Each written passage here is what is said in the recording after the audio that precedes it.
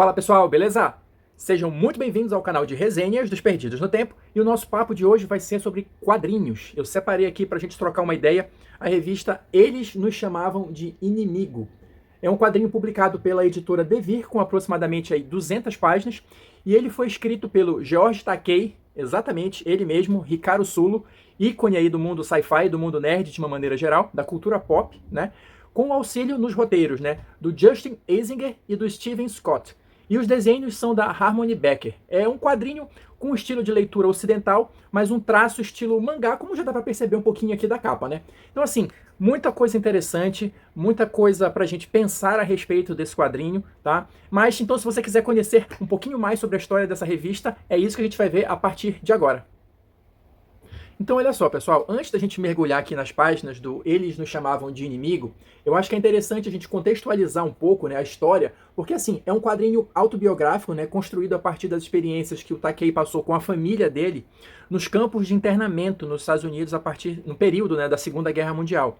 Então, eu acho que é interessante a gente falar um pouquinho sobre isso, justamente para contextualizar e para vocês entenderem um pouquinho melhor a importância, né, da existência desse quadrinho. Então, olha só, bem rapidinho aqui, só para dar o fio da meada, né, para a gente poder seguir adiante, o que a gente tem para contextualizar? Na virada ali do século XIX para o século XX, teve um grande fluxo migratório de japoneses para os Estados Unidos, tá? E essa galera se concentrou mais ou menos ali na costa oeste dos Estados Unidos e no Havaí. E assim, essas famílias que vieram, uma boa parte delas se manteve fiel às tradições e à cultura japonesa. Afinal de contas, eles tinham acabado de sair do seu país, estavam chegando numa terra nova e tudo mais, então eles mantinham as tradições. E isso, desde sempre, gerava uma certa desconfiança ali nos americanos, né? Só que assim, a situação escalonou e piorou bastante a partir de dezembro de 1941. Por quê? Nesse período houve o ataque, né, do exército japonês à base americana de Pearl Harbor, né, que foi o estopim para os Estados Unidos entrarem, né, na Segunda Guerra Mundial. Só que assim, a partir desse ataque, além da entrada dos Estados Unidos na Segunda Guerra Mundial, a gente vai ter também um decreto, uma ordem do presidente Roosevelt, né, que determinou que todos os japoneses adultos fossem considerados o que ele chamou de inimigo estrangeiro. E daí vem, né, o título da revista. Mas não é só isso. O inimigo estrangeiro, na verdade, ele é considerado tanto os japoneses, né, os imigrantes, como também os seus descendentes adultos, né? Os japoneses de segunda geração, vamos dizer assim, que eram americanos, né? Nasceram nos Estados Unidos, tinham crescido nos Estados Unidos e tudo mais. Mas essa galera foi considerada inimigo estrangeiro, né? E a partir disso, na esteira dessa questão, foi expedida a ordem executiva 9066, que determinou que esse pessoal todo fosse reunido no que ficou conhecido como campos de internamento. Mas assim, trocando em miúdos, o que aconteceu? Esses japoneses e os descendentes, e as crianças também, porque apesar de serem considerados inimigos estrangeiros somente os adultos, você não ia deixar as crianças ali desamparadas, os filhos sozinhos, quem é que ia cuidar das crianças? Então elas foram levadas também para esses campos. Então foram mais ou menos ali, o que aconteceu foi que eles foram presos, tiveram os seus bens confiscados, né, e estavam ali por tempo indeterminado, né, porque os Estados Unidos entendia que por eles serem os tais inimigos estrangeiros, eles poderiam ser espiões aí do Japão e esse tipo de coisa. Então eles resolveram concentrar toda essa galera nesses campos de internamento para mantê-los sob vigilância. Isso aí é só o contexto inicial para a gente começar a ver aqui o que rola. Eles nos chamavam de inimigo. E só uma última informação, se você ficou curioso sobre esse período e tudo mais, tem uma dica aqui para você. Tem uma série na Amazon Prime chamada O Terror. A segunda temporada dessa série se passa justamente num desses campos de internamento. É só o cenário, né? Tem um pano de fundo meio de uma história de terror, de sobrenatural e tudo mais, mas dá uma contextualização também, dá uma ideia geral do que rolava nesses campos de internamento. Então vale a pena conferir quem tiver curiosidade de conhecer mais sobre esse período. Então vamos lá, para a gente começar a mergulhar aqui nas páginas, vou mostrar aqui um pouquinho para vocês. A história, na verdade, ela vai começar exatamente do ponto, olha, em que o pai, né, do George Takei, o Norman, ele entra no quarto dos filhos, né? O Takei tinha nessa época um irmão menor, e durante o período, né, que eles passaram no campo de internamento, ele ainda nasceu a irmã dele, né, a irmã caçula. Mas enfim, a história vai começar justamente no momento em que o exército chega na casa deles para dizer que eles vão ter que sair e tudo mais, que eles vão ter que ser levados para um desses campos de internamento. O Takei tinha, salvo engano, aqui 4 anos na época, né? E uma coisa que é legal, é porque assim, vai mostrar todo esse início do drama, né, dessa confusão toda e tudo. Só que uma coisa que acontece basicamente ao longo de toda a revista é isso aqui, olha, vocês percebem? Deixa eu aproximar aqui. Aqui a gente já tem o Takei mais velho dando uma palestra. Então, às vezes a história vai fazer esse vai e volta, né, avança alguns anos no futuro para mostrar alguns desdobramentos da história, algumas lembranças do Takei a respeito disso e a lembrança dele já de como aquilo o influenciou, né? E aqui, só para não embarcar muito nessa situação ainda, porque a gente vai voltar a falar dessas lembranças mais na frente, nesse iniciozinho, ele faz um paralelo interessante, olha, porque, claro, ele vai puxar aqui a ideia de que ele estrelou a série do Star Trek, né, que justamente era uma utopia sci-fi no sentido de que todas as nações conviviam juntas, que não tinha mais essa briga toda na Terra, era um futuro utópico em que a humanidade tinha alcançado o seu pico, né, e se dedicava a explorar o espaço e tudo mais, porque os problemas da Terra estavam, entre aspas, né, meio resolvidos, pelo menos essas questões de brigas internas. Então é interessante, como ele faz durante essa palestra aqui, esse paralelo de mostrar como, né, existe esse ideal utópico de humanidade e o que foi a realidade que ele viveu nesse período. E aí a história segue mostrando aquilo que eu estava falando no início, né? A contextualização ali do decreto do inimigo estrangeiro, da ordem executiva 9066 e tal. E até uma correção aqui, olha, a irmã mais nova dele tinha acabado de nascer ainda um pouco antes disso, então ela não chegou a nascer no campo, né? Ela teve a sorte, né, de não nascer nesse local. Enfim, aí ele vai explicando aqui toda a contextualização que levou aos japoneses e seus descendentes, né, serem recolhidos nesses campos de internação. E aí vai mostrando, olha, a chegada deles lá, como é que foi. Eles tinham uma casa boa, viviam uma vida confortável e tudo mais, e foram colocados para morar, cada família numa baia, né, num estábulo e tal, de cavalo, enfim, fedorento e tudo mais. Então, assim, a história toda ela vai ser construída a partir da visão, das impressões e da lembrança do Takei, que era uma criança na época. Então, assim, com certeza, várias coisas mais pesadas, mais tristes, mais complicadas ocorreram nesses campos. Mas por ele ser uma criança na época, ele não participou ativamente disso. Até porque os pais dele fizeram um grande esforço para proteger a família como um todo desse lado mais sofrido, que com certeza deve ter acontecido. Mas ainda assim, lendo a revista, você consegue imaginar pelo que os pais passaram, né? Apesar da história ser contada pela perspectiva do Takei, dá para perceber o quão sofrido, o quão difícil foi para os pais passarem por toda essa situação de já ter uma vida construída, estabelecida e tudo mais, e serem obrigados, né, e perderem tudo e serem obrigados a residir nesse campo de internamento por tempo indeterminado.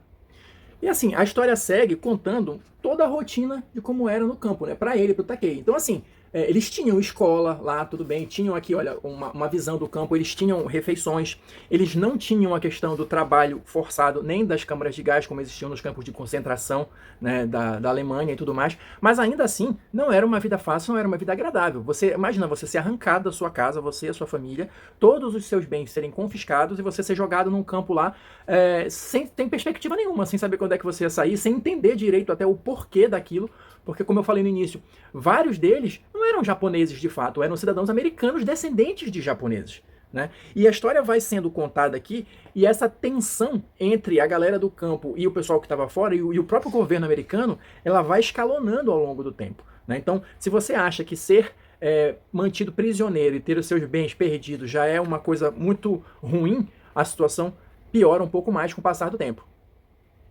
Eu separei um trecho aqui para mostrar para vocês, e eu vou me permitir ler aqui um pouquinho, para vocês terem uma ideia do que rolava aqui, né? Então ele está recontando aqui a opinião de alguns políticos, né, da época a respeito dessa situação toda. Então, olha só, tem um comandante aqui, John L. DeWitt, que era o comandante-geral do campo de batalha ocidental. Ele fala aqui: ser teoricamente cidadão americano não faz diferença alguma, ele ainda é japonês. E o senador Tom Stewart, dos Democratas do Tennessee, dizia o seguinte: não existe assimilação. Não há um só japonês neste país que não lhe daria uma facada pelas costas. Então, só para vocês entenderem qual era o clima que rolava lá na época. E um detalhe interessante que ele conta aqui: quando os Estados Unidos de fato entraram na guerra, né, porque teve um pequeno espaço de tempo ali, quando essa estrutura precisou ser preparada, né, para receber essa galera, nesses campos precisaram ser construídos, então eles não foram transmitidos. A ordem foi emitida quase que imediatamente, mas essa transferência demorou algum tempo, né? Então, quando os Estados Unidos de fato entraram na guerra, vários japoneses, descendentes, né, quiseram se alistar. E foram negados, esse alistamento foi negado para eles justamente na condição de que eles eram inimigos estrangeiros. E os japoneses que já faziam, os descendentes de japoneses que já faziam parte do exército americano antes dessa confusão toda, simplesmente foram presos dentro dos quartéis, dentro lá das instalações militares. Então, para vocês terem uma ideia de como foi a situação. Eu separei aqui mais um trecho para vocês verem como as coisas são na prática, né? Ou como às vezes as coisas mudam ao sabor do vento ou de acordo com a necessidade. Eu acabei de contextualizar para vocês aqui como era o pensamento geral dos Estados Unidos em relação aos japoneses e os descendentes de japoneses. Mas, conforme ele coloca aqui, em 43 a situação começou a mudar um pouco, porque ele coloca aqui, olha, a guerra teve um custo alto. Os Estados Unidos precisavam de mais soldados. E aí, olha só, não se pode negar a nenhum cidadão leal dos Estados Unidos o direito democrático de exercer as responsabilidades da cidadania, independente de ascendência. Ou seja, quando a situação apertou, que a guerra começou a cobrar um preço alto para os Estados Unidos e eles precisavam de mais soldados, aí os descendentes de japoneses passaram a servir, né? Passaram a prestar. Agora, se eles quiserem se alistar, pode ser, vamos até incentivar isso porque a gente está precisando. Então, assim, é aquela sensação de fato de você dispor da vida do outro de acordo com os seus interesses. E isso também é uma coisa muito complicada e muito triste, né? Que a gente sabe que aconteceu em diversos períodos da história, mas não por isso se torna mais fácil de digerir esse tipo de situação. E aqui também, só para mostrar um pouco do desdobramento dessa situação toda, eu vou pegar mais um trechinho aqui para mostrar para vocês, porque por conta dessa questão da possibilidade de alistamento, né, foi passado um formulário para todo mundo que tinha mais de 19 anos preencher, todos esses que estavam nos campos, né, preencherem. E a questão aqui, entre diversas outras perguntas que não tinham nada a ver com o que estava acontecendo ali de fato, né, duas perguntas se tornaram mais famosas nessa situação, que foi a pergunta 27 e a 28. Olha só. A 27 dizia: você dispõe-se a servir as Forças Armadas dos Estados Unidos em combate onde quer que seja ordenado? Só que como é que isso soou para as pessoas que estavam lá nos campos, ou pelo menos para uma boa parte delas? A pergunta 27 queria que jurássemos nossas vidas a um país que havia prejudicado nossas famílias e nos prendido atrás de arame farpado, tá? E a pergunta 28 era: você jura fidelidade irrestrita aos Estados Unidos da América, promete defender os Estados Unidos de todo e qualquer ataque por parte de forças estrangeiras ou domésticas e renega qualquer tipo de fidelidade ou obediência ao imperador do Japão, a qualquer governo, poder ou organização estrangeira? E aí, a contrapartida disso, né? A pergunta 28 baseava-se numa premissa falsa, de que tínhamos fidelidade racial ao imperador do Japão. Ao responder sim, concordaríamos que todos tínhamos esta lealdade e iríamos abrir mão dela. Qualquer resposta, sim ou não, seria justificativa para nosso cárcere injusto, como se eles tivessem o direito de nos chamar de inimigos estrangeiros e nos prender desde o início. Ou seja, era uma situação que não melhorou muito, né? O caso lá da galera que estava presa nesses campos. Ainda assim, alguns resolveram se alistar, né, para poder sair dos campos e etc e tal, mas muita gente optou por dizer não a essas duas perguntas. E o que aconteceu com essa galera foi transferida para um campo de internamento mais rigoroso, com piores condições. Nesse período, existiram cerca de 10 desses campos de internamento, né? E a família do Takei foi uma das famílias que disse não a essas perguntas. Eles ficaram conhecidos como no-nos, né, nos Estados Unidos, não. E aí eles foram transferidos para esse campo em pior condição, né? E lá permaneceram. E aqui, enfim, só para a gente já ir contextualizando e encaminhando para o final do vídeo, o que acontece? Como eu falei no início, por ser o relato a partir dos olhos de uma criança, não tem nenhuma cena muito pesada, né, de violência, nem nada muito gráfico e tudo mais, mas assim, as questões que o texto vai levantando aqui, a partir de algumas experiências do próprio Takei e outras que os pais dele viveram, é muito interessante, apesar de difícil de digerir, como eu falei. E também, conforme a história vai avançando, eu disse que vão sendo feitos vários saltos, né, para o futuro, para mostrar acontecimentos que vieram depois, ou seja, todas as tentativas de algum modo, né, de reparar o que aconteceu com essa galera, né, o próprio reconhecimento de que o país tinha agido errado, o governo dos Estados Unidos tinha agido errado com essa população. Isso foi algo que foi sendo conquistado depois, com o passar das décadas, com muita luta, com muito custo. Houveram algumas tentativas de revolta, né, dentro dos próprios campos e tudo, mas como eu falei, o Takei era criança na época, então ele não participou ativamente disso, ele tem as lembranças ali infantis a respeito disso.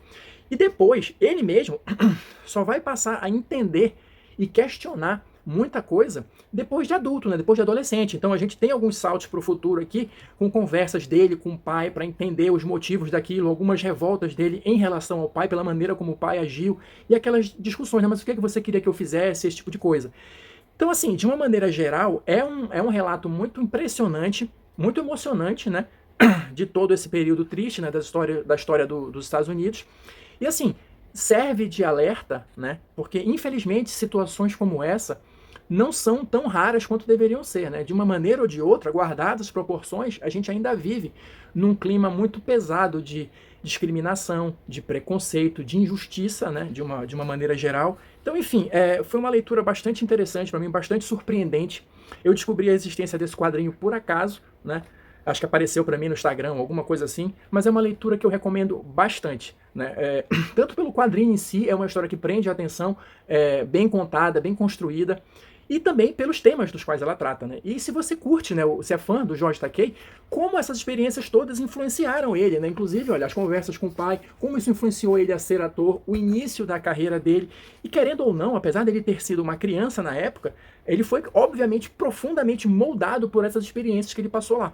Então, seja porque você quer conhecer um pouquinho mais sobre esse período histórico, seja porque você quer ler um bom quadrinho, ou porque você é fã do George Takei, Eles Nos Chamavam de Inimigo é uma leitura altamente recomendada. Então é isso, pessoal. Eu vou ficando por aqui. Espero que vocês tenham curtido, né, essa dica do Eles Nos Chamavam de Inimigo. Quem assistiu até agora, muito, muito obrigado. Deixa aí seu like ou seu dislike, seus comentários, mais importantes nesse vídeo do que em qualquer outro, né, pra gente discutir com serenidade coisas interessantes, continuar trocando ideias, né, refletir a respeito do que a revista trata aqui, né, e a gente se encontra nas próximas resenhas.